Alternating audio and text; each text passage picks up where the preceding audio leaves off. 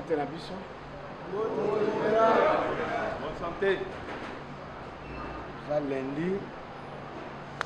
Mais tolobaki que chaque lundi na état-major il faut parade ya moke.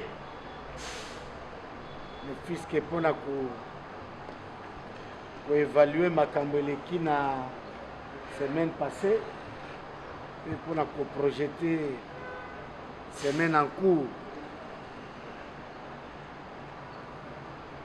dans l'ensemble kimi ezali mais ezali emaye na mwa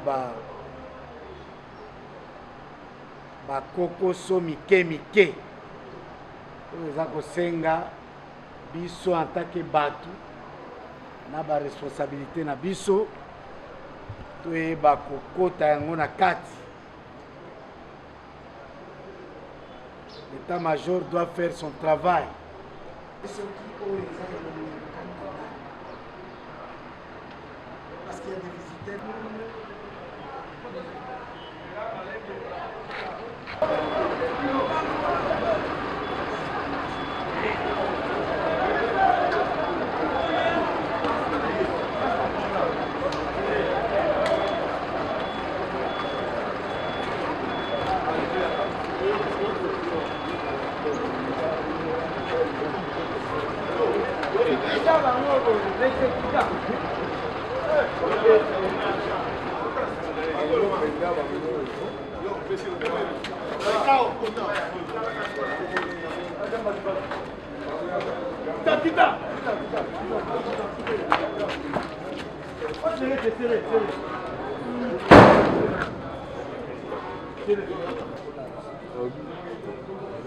Parce qu'il y a des experts dans la bureau.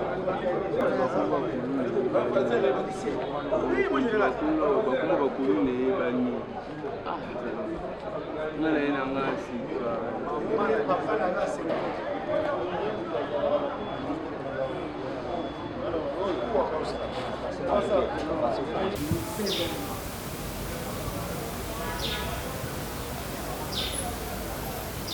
Le moment qui a pu sortir, Banina va se calmer.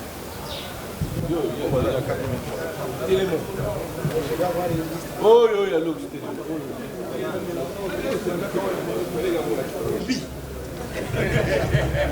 Mutu azanga pour talashi na ye tala biloko asalaka na pouvoir zombie oyo na satana zablo différence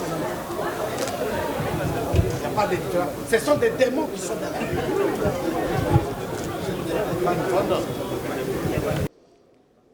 Oui, c'est dans notre coutume et dans nos traditions, nous avons le système, on a instauré une mini-parade tous les lundis de la semaine. Cette parade donc nous permet d'évaluer la situation sécuritaire de la semaine passée et nous permet de projeter l'avenir, c'est-à-dire la semaine en cours, de donner les instructions relatives aux opérations à mener.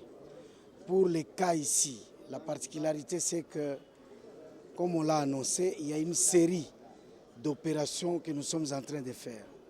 On a même dit qu'il y avait des prisonniers libres, c'est-à-dire qu'ils sont déjà identifiés. Cette fois-ci, ça, ce sont les enfants des policiers du camp Lufungula. Nous, comme prévu, ceux qui ont terrorisé Mouchi, Lingwala la semaine passée, vous avez vu même quelques vidéos balancées, nous avons dit qu'il fallait les traquer alors à leur insu. Mais si vous voyez ces visages, vous avez vous-même la réponse. Ce sont des Koulouna qui ont été arrêtés dans le camp Lufungula.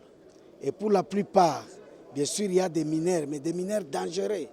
Vous avez vu les démons là, par sa forme, il n'est pas différent du diable. Et il habite camp Lufungula.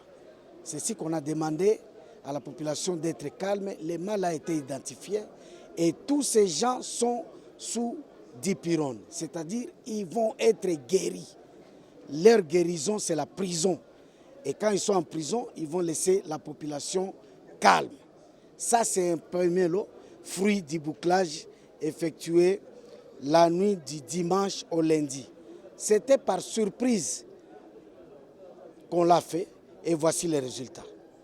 83 personnes arrêtées. Et eux aussi, ils vont suivre les leurs qui ont été déférés samedi. Nos cachons ont été vidés samedi. Et comme c'est le lundi, on a commencé avec ce lot ici et qui sera aussi déféré.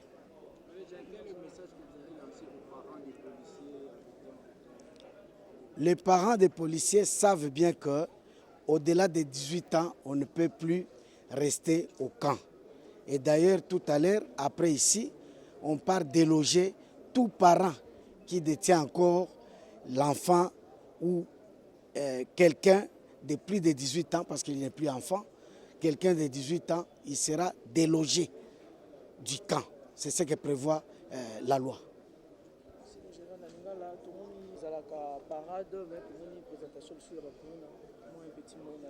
Oui, tous on a devoir ya koyebisa ba kinoise na ba kinois pona musala touti ko sala ezali kokanga ba kuluna oyo bango moko bazo dénoncer biso ke baza kouta na camp balobaki na camp Kabila tokangaki bango pe kimia ekota na camp Kabila siko balobaki lisusu bango population ke etikali camp Lufungula totikaki bango po ete soki to période wana bakimaki mais tango totiki muke baza distrait tokangi bango yoyo okolakisa bilongi na bango nyonso bauti na camp Lufungula et vous voyez que eza ya solo baza penza dangereux ndenge tokangi bango heureusement bazokende na justice o eza kotika bango te justice asungi biso makasi ndenge bakangami wana baza kokende na prison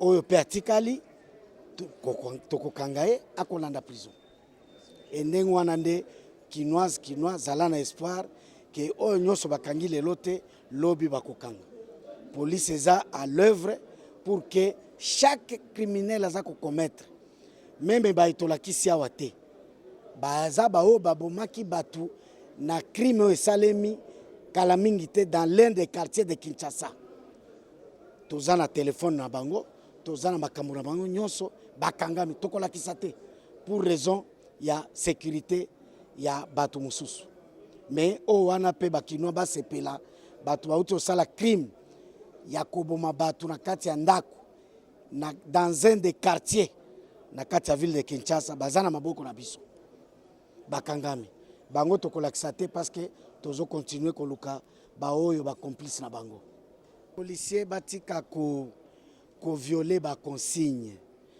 tozali ko déployer bango pona kokanga batu ya mabe to déployer bango te po bango moko bakoma batu ya mabe to ba se transformer na batu ya mabe policier yo pe bakuti yo au lieu ya kosunga population okangi obotoli eloko ya population tozwi yo oza na 5 ans na yo ya condamnation na temps normal oza na 8 ans na 10 ans na temps de guerre alors eloko wana soko olingi te kosala yango te tika kotracasser population biso tobatelaka nde population policier nyonso il faut alanda message oyo parce que soka kangami akolanda baninga na yo bakangami oyo naza sur baza déjà na difficulté na mibeko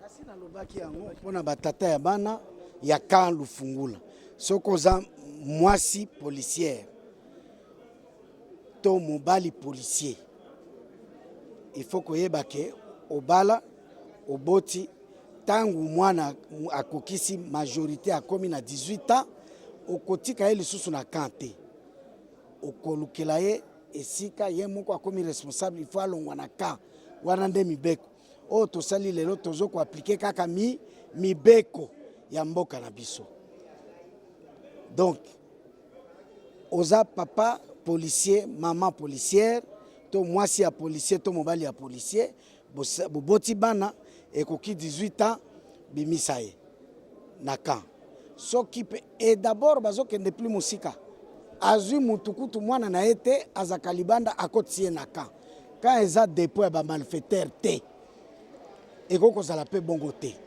Alors na ndenge tosali boye yo moko banda kobibisa to banda kobima biloko na yo libanda kobima na biloko na yo libanda parce que toza koya kobimisa koaplike mibeko na banzi suka na biso yango wana mpona lelo.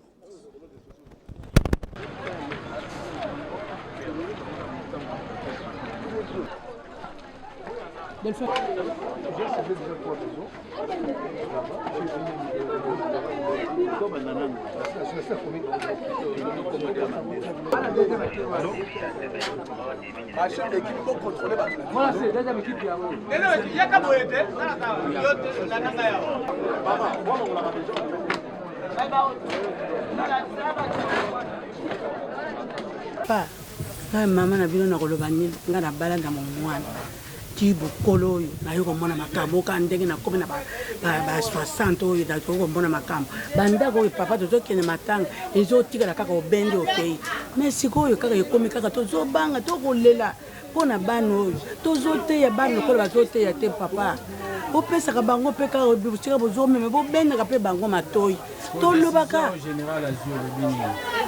bongo biso tokoboya tomoni kaka bie kaka malamu kaka totikala kaka na kimia eza kimia ndenge bosali wana tosiliki te tosepeli mpe papa na ngai.